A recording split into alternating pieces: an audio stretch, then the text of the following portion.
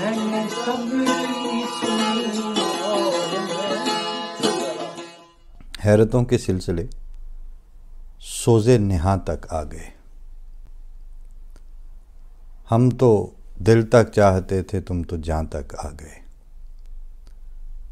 اور خود تمہیں چاہ کے گریباں کا شعور آ جائے گا. تم وہاں تک آ تو جاؤ، ہم جہاں تک آ گئے. ساری غزل اچھی ہے، کمال ہے، لیکن ایک شعر اس کے آخر میں بھی ہے کالم کے. تو اب آپ اس کا عنوان ہے جنت نیکوکارہ سے شیریں مزاری تک. بات شروع کرنے سے پہلے یہ گزارش کر دوں کہ اس کالم کو لکھتے ہوئے مجھے بیوروکریسی کے ابتدائی کل پرزے یعنی اسسٹنٹ کمشنر سے لے کر وفاقی کابینہ کی وزیر برائے انسانی حقوق ڈاکٹر شیریں مزاری تک نہ تو کسی سے شکوہ ہے، نہ ہی کوئی امید. ان سطور کا مقصد پاکستان کی مجموعی صورتحال پر انگشت بدنداں شرفاء سے مکالمہ اور ارباب اختیار کو ان کی بے اختیاری کو متمثل کر کے دکھانا ہے. ضمنی مقصد اس بے اختیار چابی بھری مشینری کو یہ بتانا بھی ہے کہ اب آپ اس قابل نہیں رہے کہ آپ کی بات دھیان سے سنی جائے، اور ایسے بے پیندے کے لوٹے ہیں جو ہمارے سربراہ اور سرخیل ہیں.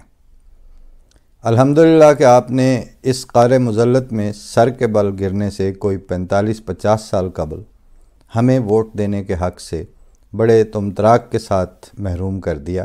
بلکہ زیادہ درست یوں ہے کہ آپ کے آئندہ کو دیکھتے ہوئے زمانوں کے مالک اور خالق خدا نے ہمیں آپ کے سوشیو پولیٹیکل دھارے سے الگ کر لیا کہ ہم اس کے لگائے ہوئے پودے تھے، اور یہ پنیری اللہ تعالیٰ کی تقدیر نہ تو ضائع کرنا چاہتی تھی اور نہ اس کی ابتدائی رویدگی کو ڈھور ڈنگروں کے پیروں تلے آنے دینا چاہتی تھی. ڈاکٹر شیریں مزاری قائد اعظم یونیورسٹی کی ایک دبنگ پروفیسر تھیں. سوشل سائنسز ڈپارٹمنٹ میں ان کی ایکیڈیمک دھاک اس وقت ہمارے دوستوں پر تھی، اور مجید ہرٹس یا کیفیٹیریا پر ان کا ادب سے تذکرہ سن کر ہم بھی ان کی غائبانہ عزت ہی کرتے تھے، اگرچہ ہم ان کے اسٹوڈنٹ نہیں تھے، اور ان کو پی ٹی آئی میں شامل ہوتے، جگہ بناتے، اوپر آتے دیکھا، اور بس دیکھا ہی کیے، کچھ سوچا یا کہا نہیں. مگر پرسوں الجزیرہ ٹی وی کو انٹرویو دیتے ہوئے، یہ اس سال کی بات ہے، انہوں نے چند منٹ کی گفتگو میں ہی وہ سارا بھرم توڑ دیا. انہوں نے وفاقی وزیر کے طور پر جو احمدیہ ایشو پر لائن اپنائی، اس نے ان کا ایکیڈیمک قد و قامت برباد کر دیا. ایسا دوغلا پن اور جھوٹ تو صرف سیاستدان اور وفاقی وزیر کو زیب دیتا ہے، وہ بھی صرف اس صورت میں کہ وہ پاکستان یا ہندوستان جیسی کسی حکومت کا وزیر ہو، جن کو ڈیموکریسی کا ڈھول پیٹ کر غیر آئینی اور غیر انسانی قدروں کو فروغ دینا ہوتا ہے. مہذب دنیا اپنے وفاقی وزراء کو ایسے ننگے جھوٹ کی عیاشی کی اجازت نہیں دیتی. لیکن افسوس کہ آپ نے یونیورسٹی پروفیسر کی شخصیت کا ایکیڈیمک اعتبار بھی گنوا دیا. مجھے آپ پر افسوس نہ ہوتا اگر آپ شیعہ اقلیت کے لفظ پر برافروختہ ہو کے اینکر کو یہ نہ کہتیں کہ ایکسکیوز می، میں خود شیعہ ہوں، ہم کوئی اقلیت نہیں ہیں اور ہم مسلمان ہیں، اور وغیرہ وغیرہ. مگر ہاں، احمدی مسلمان نہیں ہیں، ان کو کانسٹیٹیوشن نان مسلم کہتا ہے. میڈم، آپ کا ایک اسٹوڈنٹ مجھے پاکستان کی آئینی تاریخ پر لیکچر دے رہا تھا، اور بائی دی وے وہ اسٹوڈنٹ جو ہے وہ آج کل ہسٹوریکل کمیشن آف پاکستان کا چیئرمین ہے.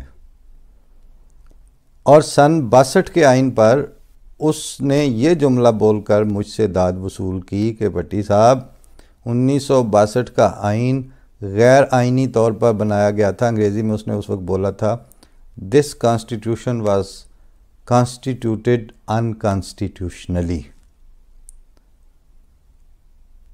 آپ سوشل سائنسز اور آئی آر کے پڑھائے گئے اصولوں کے تحت خوب جانتی ہیں کہ سیاسی فورم یعنی پارلیمنٹ کو ایمانیات پر فیصلے دینے کا کوئی اختیار نہیں ہوتا.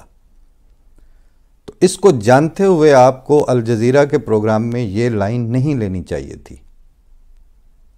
دوسرا جو معین جھوٹ آپ نے بولا وہ یہ کہ احمدیوں کو ایک پاکستانی شہری کے طور پر سب حقوق مل رہے ہیں اور ان سے کوئی امتیازی سلوک نہیں کیا جا رہا۔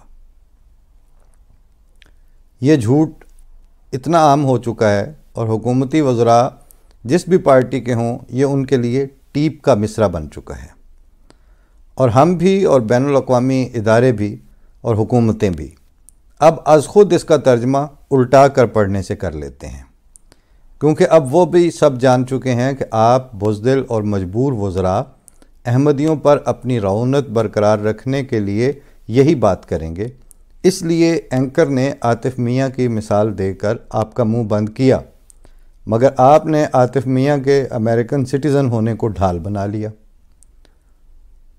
مگر اسی شام ڈیجیٹل پاکستان کے پروگرام میں جہاں پرائم منسٹر سمیت ساری کابینہ 30 مار خانی کہہ کے لگا رہی تھی، وہاں تانیہ ادریس نے بھانڈا پھوڑ دیا کہ وہ بھی تو امریکہ سے ہی لائی گئی تھی، مگر وہ چونکہ احمدی نہیں تھی اس لیے عاطف میاں جیسی بدسلوکی کا مورد نہیں بنی۔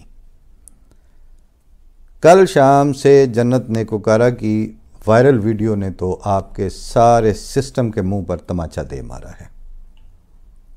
نیکوکارے جھنگ چنیوٹ کے ایسے ذمہ دار وسیب سے تعلق رکھتے ہیں کہ ان کی بہو بیٹیوں کی اس طرح کچہری لگا کے جواب طلبیاں نہیں ہوتی۔ دلیر لوگ ہیں مگر جنت بیچاری کا منہ خشک اور زبان ساتھ نہیں دے پا رہی تھی، اور ایک کل کا لونڈا ڈپٹی کمشنر آفس میں انتظامیہ اور پولیس کی موجودگی میں کیسے بکواس کر رہا تھا۔ خوشی ہوئی کہ ہم نے اس زمانے میں CSS نہ کیا، اور ذہن میں وہ سارے دوست گھوم گئے جو اس وقت پاکستانی بیوروکریسی کا حصہ ہیں۔ اس 2 ٹکے کے لونڈے کے سامنے ایسے بیٹھا کریں گے ڈپٹی کمشنر اور کمشنر، اور گلی کے لونڈے آئین کی تشریحات کیا کریں گے، اور کمشنر گھگیائے گی کہ میرے بیٹے کا نام تو محمد ہے، میں احمدی نہیں ہوں اور احمدی کافر ہیں۔ وہ قطعی طور پر دیگر پاکستانیوں کے ساتھ بریکٹ نہیں ہو سکتے، یہ کہلوا کر جنت نیکوکارہ کی جان بخشی ہوئی، اور آپ انٹرنیشنل میڈیا پر کہہ رہی تھیں کہ احمدیوں کو برابر کے حقوق حاصل ہیں۔